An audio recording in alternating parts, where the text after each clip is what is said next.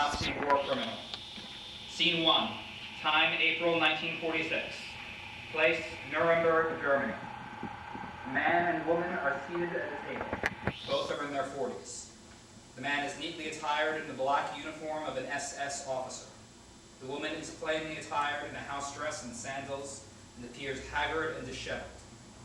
The woman gets up, stands in front of the table, and speaks directly to the audience. My name is Ingrid Hose. I was married to that man. His name is Rudolf Hose. Rudolf was the commandant of the Auschwitz concentration camp during World War II. And after the war, was accused of committing some of the vilest crimes in his history. Crimes that were so wicked, so depraved, so terrible, and on a scale so vast as to defy belief. In fact, there are some who believe to this day that the events which took place at Auschwitz never happened, are mere fabrications. Well, you can decide for yourself what really happened in that awful place as you hear my husband tell his interrogators from the International Military Tribunal what happened, what he did, how he did it, and why. And now Rudolf would like to tell you a little bit about himself. Host gets up from his chair, walks around the table to center stage, and speaks directly to the audience. My name is Rudolf Host. I was born in 1900 in Baden, Germany. I was the oldest of 3 children, the other 2 being girls. My parents were Catholic. I served in the German army during World War I and after the war fought against the Bolsheviks so that Germany would not go communist. In 1922, I joined the Nazi Party. In 1923, murdered a traitor, and after which I spent 5 years in prison. In 1934, I joined the SS, moved up in the ranks until I was made commandant of the Auschwitz concentration camp. I was commandant of Auschwitz from May 1, 1940, until December 1, 1943, and again from June to August 1944.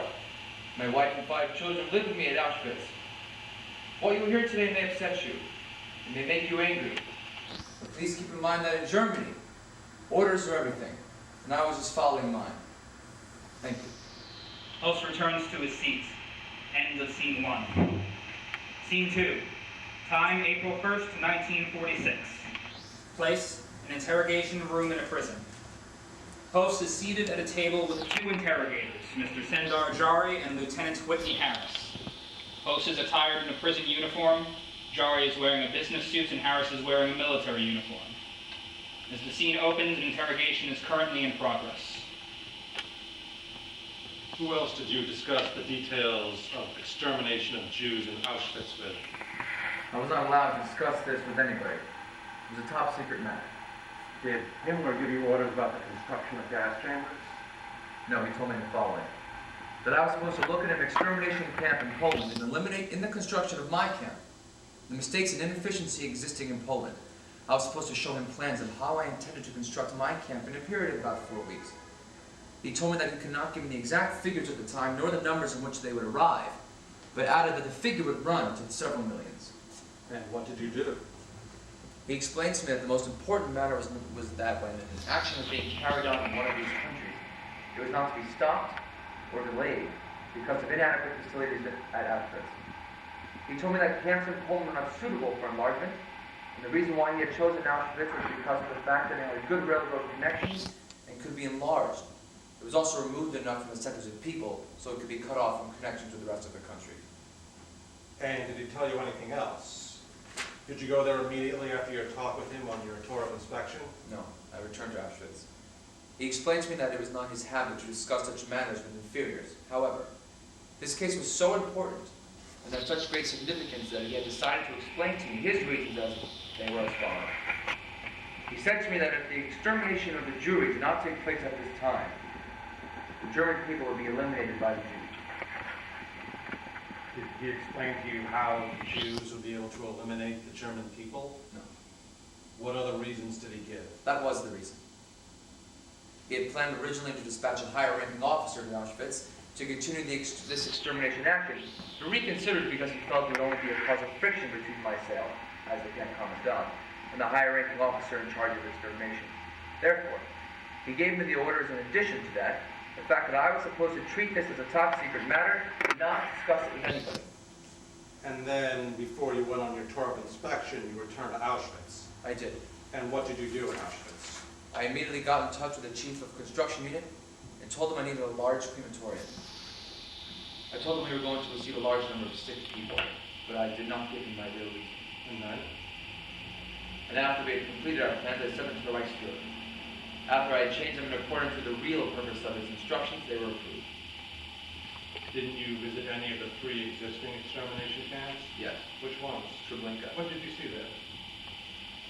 At that time, the action in connection with the Warsaw Ghetto was in progress, and I watched the procedure. How was it done there? They had chambers for about 200 people.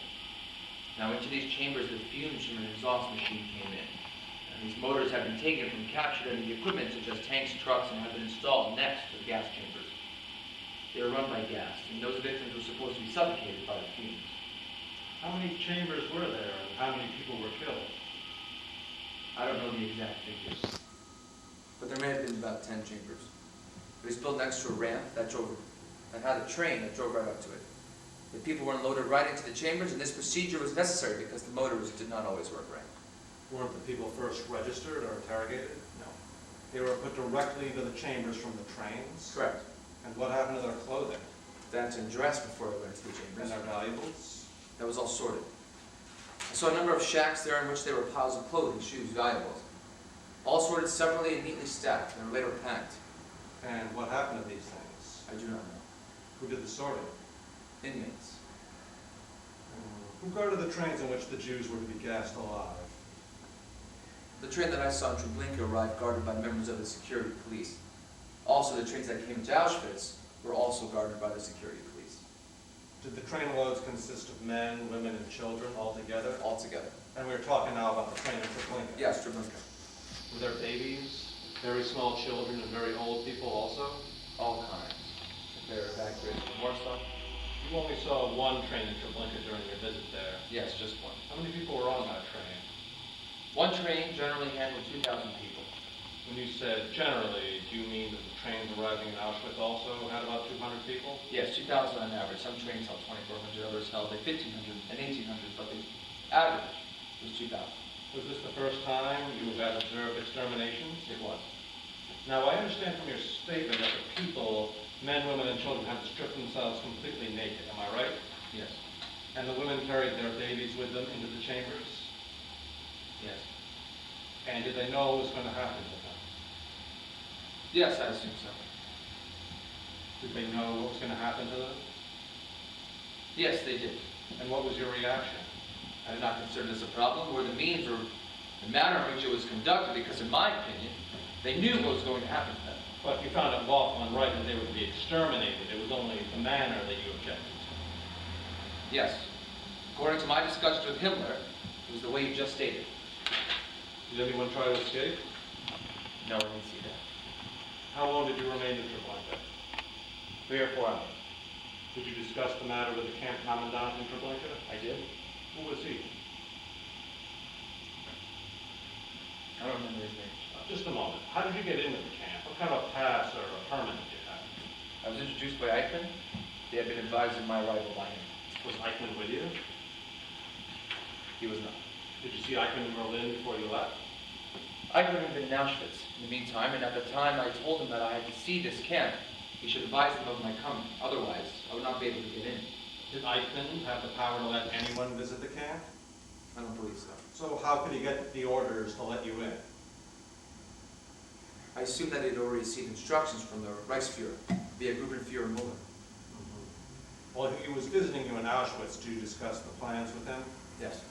Then he was completely in the know. Yes. Didn't he want to go with you to Treblinka? No. Did He returned to Berlin. Pardon me. Did he take the plans with him? No. How did you send the plans to Himmler? By courier. Directly to Himmler. Yes, personally. Now, you didn't approve of the methods used in Treblinka, so you made up your mind to improve these methods. What methods were you going to use? I wanted to avoid, in any case, that the persons who came into Auschwitz should know ahead of time that they were going to be gassed. How did you plan to avoid that? Now, at the beginning, I had to improvise because I didn't have the necessary buildings. Signs were installed reading to the lounges, to disinfectant, to the bath, the showers, etc. In addition to that, inmates helped the new arrivals with undressing, gave them instructions as to where they were to place their clothing so they would find it upon their return. It was done in order to avoid exciting them in any way or to give them an inkling of actually what was going to happen to them. And after the undressing, where did the victims go? They went into these rooms. What rooms? Chambers. At first, there were 2 old farms before the crematorium was built. They were made airproof. The windows were shut by cement, and airproof doors were constructed. In every chamber, there was a small hole through which the gas would be blown in. What kind of gas was used? Cyclone B. It was a crystal-like substance. From where did you receive these crystals? Now, originally, this cyclone B was used in order to gas rooms and exterminate insects. Since it was very poisonous and had to be treated with great care, we assumed that it was the proper thing to be used against humans. Was it long before the human beings were killed by this gas? Depended on weather, humidity, time of day, and the number of people present in the chamber. Also, the gas was not always composed the exact same way every time, and as such was not effective. Of course, but in general, how long a time did it take? So it happened often enough. Generally, it took from 3 to 15 minutes. The effect varied. Whether the gas was thrown into the chamber, the people standing right next to it were immediately anesthetized. It gradually spread out to the far corners of the room, and generally after 5 minutes, one could no longer discern the human forms in the chamber. Everybody was dead after 15 minutes. And the chambers were open at half an hour, and not once was anybody alive at this time. How were you able to hear voices from the chamber if they were so airproof, as you said before? They were airtight, but the walls were not too thick. They were only ordinary walls. So what noises did you hear while you were standing outside? At first, they all screamed, of course. Did you have any observation windows? In the chambers made up out of the farmhouses we did, but we didn't later on. The crematorium, though, that was built with the concrete, we did. Who delivered the gas to you? A gas company in Hamburg. To whom were the shipments of the gas addressed? To the administration of the concentration camp at Auschwitz. And who paid them? I don't know. But I assume the administration paid for it. I'm sure they were paid. When was the construction of the permanent gas chambers finished? All 4 were completed in 1943, however, we were already functioning in 1942. When in 42 was the first one put into use? It was there already perhaps in November of 1941? No, 1942. So these gas chambers, by which I mean the provincial gas chambers, were used from the summer of 41 up until 1942. November of 1942. They were also used later on whenever the crematoriums were insufficient enough to handle the work. Well, how big were the chambers in the crematorium? They could accommodate about 2,000 people. Each? Yes, each. When the people arrived in Auschwitz, there was a railroad station in the camp already, wasn't there? Yes. They were unloaded, or were they marched? In the railroad station, there was a side track. The people stepped down from the trains, carted their baggage, and then were examined by the doctors and sorted. Who were the doctors? What kind of doctors did you use? SS camp physicians? And according to what principles were they sorted out? According to the principles of whether they were fit to work or not. Now, you say a trainload consisted of, on average, 2,000 people. How many doctors did you have assigned to check on each trainload?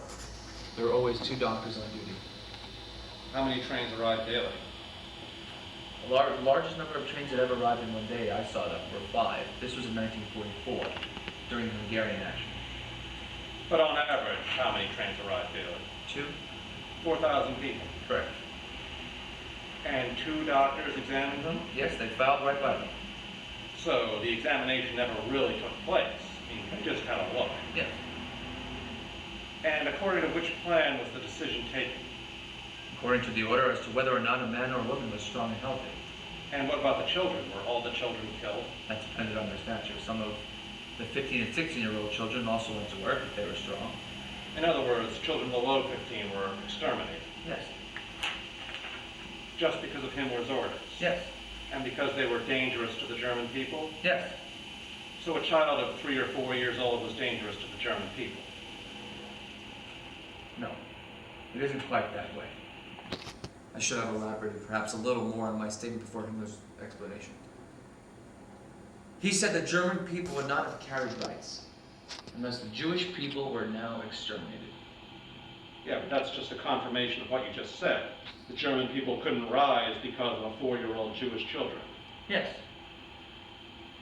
Well, in general, what was the percentage of the number of people killed and the number of people used for labor? It varied between 20 and 30% that were set aside for work. And this was the percentage with men and women inclusively? Yes. There were always more men fit for labor than women. Just to take an example, when you received 65,000 Jews from Greece, how many of them were found fit for labor? The Greeks were very ill. They arrived in very bad conditions, so I believe the percentage in this case was about 15%. Right now, let's go back to the procedure at Auschwitz. Okay. They arrived, they had been what you call inspected by the SS doctors. One row was marched into the camp, and they were the ones fit for labor, is that right? Yes. And the other row was marched into the farmhouses. Yes. Were they undressed? Next were they undressed in separate shacks next to the farmhouses later on. In inclement weather other military barracks were used. And then? And then they were separated according to sizes and marched into groups into the chambers. Groups of 200. Yes. And the people who remained outside, could they hear what was going on in the 2 farmhouses? No. How many people could be accommodated in each farmhouse for extermination? The farmhouses accommodated in their various chambers 1 complete chain treatment all at once. You told us that after 1/2 hour the doors were open. Correct? Who removed the bodies? The commando that worked there was primarily a commando of inmates. And where were the bodies taken? Behind the farmhouses there were open pits in which the bodies were burned. And who took care of the burning? The same commando took care of all of these duties. And when 3 trains arrived on a day and the first train load was taken care of, was the second train set on the sidetrack until every trace of the first train load had been removed? Yes. 2 trainloads could be taken care of at the same time. And in case a 3rd train arrived too early, it had to wait on the side track. Who removed the bodies from the trains when they arrived? I mean, I understand that there were bodies in the trains when they arrived. That was another commando of inmates who took care of that. They would be put on a truck and thrown into these pits. How many were generally dead? That is, how many of the passengers were already dead on arrival? And that depends on where the train originally came from and how long they had been on their way. In the case of the Greek Jews, who had been 10 days in transit, more than 100 had died along the way. And what about the Hungarians? There were more. How many more? Varied. Sometimes the trains were composed of different parts. Sometimes a hospital had to be put on the train. In that case, of course, there were many more dead when the train load was from an agricultural region. Do you know whether or not bodies were removed from the trains while in transit? I never heard of that. And these bodies, before they were thrown on the fires, was their clothing taken off? It was? By your inmates? Yes. What happened to the gold from the mouths of the victims? It was melted. Yeah, that I can understand, but was it removed from the victims before execution or after execution? They were removed from the bodies before they were taken to the pits to be burned. Who did that? Who removed the gold? They were among these commandos of inmates, a few dentists. Who supervised their work? The work was supervised by an SS dentist whose duty it was to see that the work was done in a satisfactory manner. And when did the victims take off their rings, bracelets, earrings, and so on? They took that off at the time when they got undressed, with the exception of rings, which they kept on when they went into the gas chamber. Those were removed after the bodies were removed from the gas chamber. Just a moment. Returning to the dental work, were their gold teeth pulled out? They were? Did you have any complaints from the surrounding villages about the smell from these pits? Well, when there was an eastern wind, the smell could be noticed across the Vistula. And you received complaints from the Poles? No, they didn't complain. It was discussed among the population, but they didn't complain. Well, this will be all for today. Ingrid and 2 men enter the room.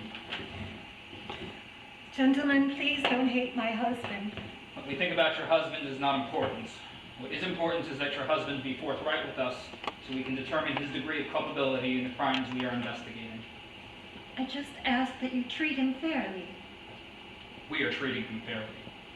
There's more than can be said for the way he treated his victims. I was one of those Russian POWs you received at Auschwitz, and you tried to work me to death. But I survived, so I can tell you to your face that what you did was wrong. And what's even worse is the fact that you knew better. You knew that what you were doing was wrong, and you still did it anyway. Outrageous! I'm a Jew and you killed my entire family. For no reason other than they were Jewish. Like you. I was born and raised in Germany. I served in the German army in World War I. Paid my taxes. My children attended German public schools. We all spoke German. In fact, it was the only language we knew. My wife was even a high-level official in the Kaiser's government. Yet that did not stop you from murdering my entire family. Leaving me with nothing. Nothing! What do you have to say about that?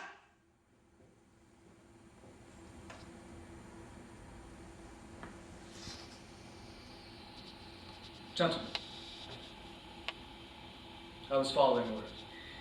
Rudolph, what did you do? End of scene 2. Scene 3. Time, April 2nd, 1946. Place, same room as in scene 2. As in the previous scene, Rudolf Host and Sendar Jari are seated at opposite sides of the table facing each other. Now, did the selecting of the able-bodied Jews take place in the building or outside? Outside, as before that I mentioned, when the train arrived. That is, the Jews marched past the 2 SS doctors. Correct. So, when a train with 2,000 people arrived, 2,000 marched past the 2 doctors and they just nodded, this one to labor and this one to the plant. Yes.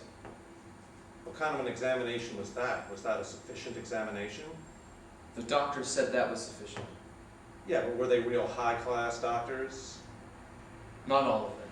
However, there were a lot of doctors around. Well, they must have been exceedingly clever just to look at a person dressed up and still being able to say, oh, he's good, and this other one, he's a bad one. That is the way in which it was done. Have you ever been examined for military duty? Yes. And when that happened, did he just glance at you and then say you were okay? No. Well, what did he do to examine you? I had to undress. He was closely examined my heart, lungs, other organs. Well, did it not ever enter your mind that the people that you were to employ in your war industries and in your factories should be perfect specimens of manhood, physically strong and able-bodied persons? Only those who appeared at first glance to be strong and healthy were selected. How long did a laborer last on an average? That depends on where he worked and what he worked at. How many hours a day did he work? In an armament industry, 10 hours. It also depended on the route of the march from the place where they were housed. Also, whether they did outside or inside work and whether they worked in subterranean rooms. And how much food did such a worker receive? Those who worked in permanent industries received a normal food ration from the economic office. They also received an additional supply of bread rations. Did they receive the same food as the guards? No. The guards were fed according to military rations. The prisoners were fed civilian rations. But the prisoner quota was so large that it did not matter whether or not the worker survived. No, that is not correct. I was actually reprimanded repeatedly by my superior authority, Commander Pohl, who concluded that not enough workers or men fit for labor were selected and used for labor purposes.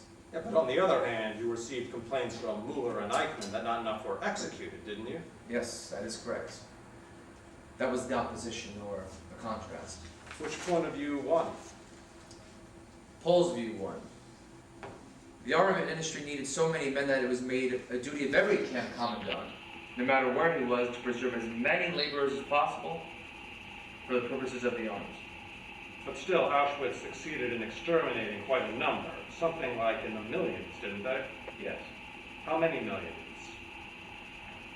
I again refer back to the statement made to me by Eichmann in March or April 1944, when he had to go and report to the Reichsfuhrer that his offices had turned over 2.5 million to the camp. To the Auschwitz area? Correct. Only in the Auschwitz area? Yes. 2.5 million, you say? Yes. Are you a little confused right now?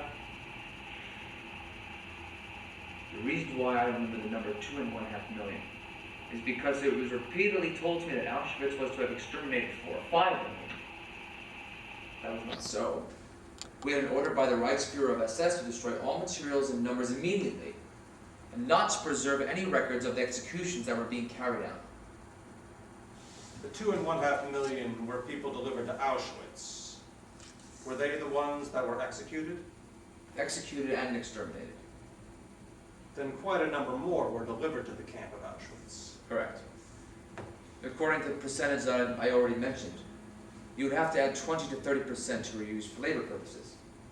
Were these 2.5 million gassed? Yes. And how about the 500,000 which were put to death by other means? There were those who died from disease. There were also those who perished by other sicknesses in the camp. Didn't you know what was going on in Auschwitz up until the last moment, even when you had left your position as commandant? Of course. You were with the administration and economic office, weren't you? Yes, that is with the superior authority. Mm-hmm. So you were promoted from commandant of Auschwitz to what? As chief of an amt, or a department, and one of the departments as inspector of concentration camps. Was that Amt 6? Yes, that was in the Economic Amt Group D, in the Economic and Administration Office. That is, in an Amt group entitled Inspectorate of Concentration Camps. People who were to be gassed in the permanent camps undressed outside these large buildings, didn't they? No, there was a special route. Just a moment ago, didn't you say they undressed in the outside? No, the train wasn't loaded. They deposited their baggage. They were sorted out according to those fit for labor. And then the ones who had been selected marched away, and all the others undressed in an undressing room. What was told would happen in there? They were told they were going to be conditioned to take a bath and to be deloused and disinfected. They were signs corresponding to those institutions. They undressed and put their things away just the same way you told us yesterday, as it would happen in the farmhouses? Yeah. How many people could be gassed at the same time in one of the chambers in a permanent plant? In one chamber, 2,000. A whole trainload? Correct. And how did the gassing take place? It was all below ground. In the ceiling of these gas chambers, there were 3 or 4 openings that were fenced around with a grating that reached the floor of the gas chamber. And through these openings, the gas was poured in. And then what happened? The same thing happened, as I already told you, happened in the farmhouses. It depended on weather conditions. If it were dry and a lot of people were in the chambers, it went comparatively fast. How long a time did the gassing take? As I already stated, it was from 3 to 5 to 15 minutes. And how would you know when they were all dead? There was an aperture through which one could look. And did you hear any noises from the outside? Yes, but only muffled. Because the walls were very thick cement, it was almost impossible to hear anything. And after how long a time were the doors opened? After half an hour, as is the case with the other places. And who went in to remove the bodies? The detail of prisoners who were working there. I might add in that the installations of the plant's electrical ventilators were added, which removed the gas fumes. But was it not still dangerous work for these inmates to go into these chambers and work among the bodies and among the gas fumes? Of course not. Did they carry gas masks? They had some, but they did not need them as nothing ever happened. Then the bodies were removed to where? Into the crematorium that was situated above. Did they have elevators? Yes. Where were the rings removed? Was it in the gas chamber itself? No. There was an empty chamber outside the gas chamber, just before the elevator where the rings were removed. And where they pulled out the gold teeth? Yes. How were the crematoriums arranged? There were 4. The first 2 large ones had 5 double furnaces, and they can burn 2,000 humans in 12 hours. What kind of fuel did you use? Coke. And the bodies were just shoved in, were they? They were little barrels, as used in crematoriums in towns, and the bodies were pushed up into the opening and slid in. How many bodies could one oven take or hold? The double furnace could take in 3 corpses at one time. How many minutes would it take before the body was reduced to ash? It's difficult to say. When the full burning power of the furnace was still available, the process took place comparatively fast, but later on, after a lot of bodies had been burned, it was more slow. But then it also depended on the composition of the corpse. What kind of bodies burned faster? The heavy-set fat persons. Did you get any fat persons or strong persons into the oven? I do not mean strong bodies, but heavy-set fat persons. Were you often present at these executions and burnings? I was. Why?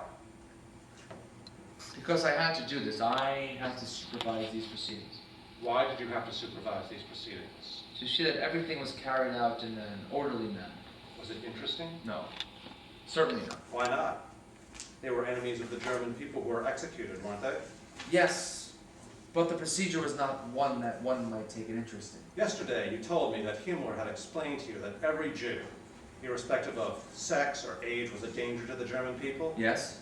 So it must have been quite a satisfaction for you, wasn't it, to see that the danger to the German people was removed so efficiently? No. Certainly not. You reported very often to Berlin, didn't you? No. Never.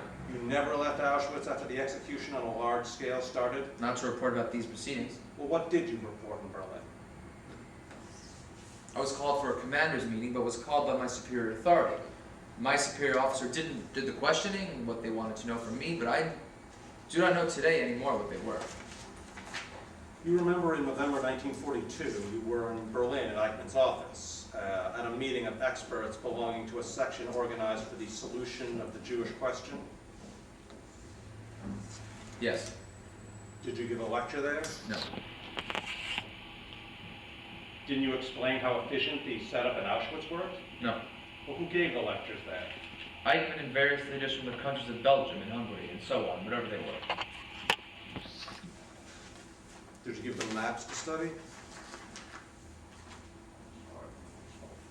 But in the turning to the meeting of November 1942, what did Eichmann lecture on? It was the other way around. The various representatives of the different countries had to report on the conditions of their countries to Eichmann. But in the presence of all the participants in the meeting? Of course. It was more in the matter of a roundtable discussion. Every participant asked Eichmann what he was to do about difficulties that had come up. For instance, in France, it was asked what was to be done about difficulties that had come up with the railroad in the Wehrmacht, and so on, and these questions were answered. What difficulties were there in connection with the Wehrmacht? Mostly it was a question of transport and the Wehrmacht control of rail transportation. They did not always make rail stock available. What was Eichmann's answer to all this difficulty? He told them they should turn in their difficulties, that he knows them and he knew they might request assistance there. Besides that, the people at the meeting had to disclose how many Jews they had already evacuated, how many according to their estimate were still to be expected, and that was also the reason I had to be present. Was the word Endlösung, final solution, used at this meeting? Yes, that was Eichmann's expression. And what did that mean? And that meant extermination, as I have already explained to you. Can you state absolutely, definitively, what the word Endlösung, final solution, stood for? I can only tell you what I understand by it, because I understood it from the Reichsführer. And what did it mean? It meant extermination Of whom? of the Jews. So that word or words, final solution, were used in this circle, which meant biological extermination of the Jews. Yes. And after this meeting, did you go back to Auschwitz? Yes. What was the next meeting you attended? I never attended another meeting with Eichmann. In 1943, were you in Berlin at a meeting where Eichmann explained to the different ministries or representatives from the different ministries what Endlösung meant? I was not. Where he explained that Endlösung allegedly only meant sterilization and evacuation of the Jews? No, I don't know. Did you ever hear of such a meeting? No, this is the first I've ever heard. Are you sure about that? Yes. I only participated in one meeting with Eichmann, never at any other time. You were never present at any meeting where representatives of the ministry were present? No, never. Why did you go to Budapest in May 1944? Because I had received a commission by my superior, Gruppenführer Glutz, who had charged me to go there to find out how many Jews could still be expected for the armament industries that were to be started so they could know how many they should count on for manpower. How did you find that out? First, I received this commission of Gruppenführer Glutz. I got in touch with the Gruppenführer Muller in Berlin in order to find out information from him because he was the superior authority. Just a moment. Was he the superior echelon for Glutz? No, this has nothing to do with Glutz. He was the superior authority for Eichmann. Why did you go to Muller? Because Mueller had to be informed by his expert, Eichmann, onto how many Jews could still be expected from Hungary. Yeah, how did Eichmann know that? Because Eichmann was the competent man in charge with this question. For what was he competent? I mean, Hungary wasn't Germany. Yes, but Eichmann was in Hungary at the time. What did he do there? He was in charge of all the evacuations, the entire evacuation What evacuation? of the Jews. But there were no German Jews in Hungary. They were Hungarian Jews. How could the Germans take care of the evacuation, as you call it, of Hungarian Jews? I don't know. Isn't that peculiar? Happened in other countries too. But Hungary was an ally. I don't know the agreements that have been reached between the governments of these various countries. But you knew there was an agreement between Hungary and Germany. Yes, because otherwise they could not have been evacuated. Have you seen any agreements? No? Eichmann tell you anything about any agreements? Yes. In the Hotel Astoria in Budapest? No, I was never in any hotel, but I was in his office on Schwalmenberg in Budapest. Where did you stay in Budapest? I stayed with Eichmann in his house. Well, let's go back to Berlin and talk about Gruppenführer Mueller. What kind of information did he give you? He could not give me any. He only told me that I should go to Budapest myself and get in touch with Eichmann and ask him about it. So you went to Budapest? Yes. When was that? I don't know, I can't give you the exact date. Well, what month? Spring 1944. So when you saw Eichmann, what did he tell you? He told me he could not give me an exact figure, but it was estimated that about 2 million Jews were still present in Hungary. And all 2 million were to be sent to Auschwitz? He said right away this estimate, in his opinion, was too high. He did not know how many there were, but he believed that that number was too much. Did he feel sorry he couldn't get 2 million? No, he merely said that wasn't correct. How many did he expect to get from Hungary? 500,000. All for labor purposes? No. Eichmann had nothing to do with selecting those who were fit for labor. His office actually took no interest in this question at all. They only had the interest of getting them exterminated, right? Yes. So Eichmann couldn't give you any figures. Who gave you the figures? Nobody could give me any information. Who was present at that discussion with Eichmann in his office? As far as I know, there was Eichmann, Hunch, and Brunner. And Ouspensky? I met him later in Mungas. During your discussion with Eichmann in his office in Budapest, did you discuss the percentage of Jews who could be possibly used for labor? Yes, that was the very reason for my trip. How many persons did you estimate could be used from Hungary, of the Jews, for purposes other than gassing? I didn't know at the time, I only found out later. I'm not talking about the number of Jews you were going to get for labor or other purposes. I'm only talking about the percentage. I cannot get any picture of that. Yeah, but you had experience second to no other in the whole world as the percentage of Jews who could be used for labor. You had viewed Jews arriving in Auschwitz for years, and yesterday you mentioned a percentage of 20 to 30% were useful. Isn't that right? Yes, but I also did mention that it was different for every country. But you hoped, didn't you, that you would be able to get around 20 to 25% for labor? I hoped even more than that. I hoped that in Hungary we should be able to use at least 35% for labor purposes. Did you mention that to Eichmann?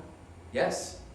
How did he like it? He said that he couldn't form an opinion because he had not seen them, so he couldn't make an estimate. What was your reason to believe that 35% of Hungarian Jews could be used for labor? Because for a large part the Jews were people from the farms and from the agricultural districts.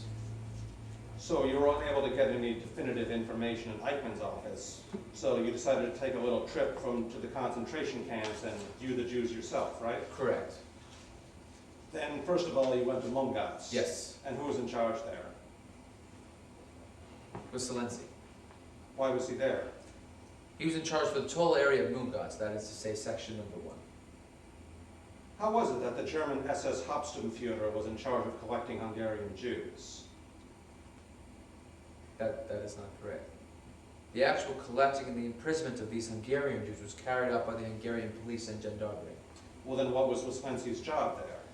So, as far as I could find out, he was commissioned by Eichmann to determine that the collection and the gathering of the Jews were carried out in a proper manner. What do you mean by a proper manner? Proper manner was perhaps 2 functions. To see that the Hungarian police stayed to the agreements that had been reached between the various governments, but I do not know what agreements there were then, and all the Jews were collected. Did Wissolensi have a Hungarian opposite number? Wasn't his name Ferenci? Ferenci is the name I heard in Budapest. He was chief of the Hungarian field gendarmerie, but I do not know the name of Wissolensi's opposite number.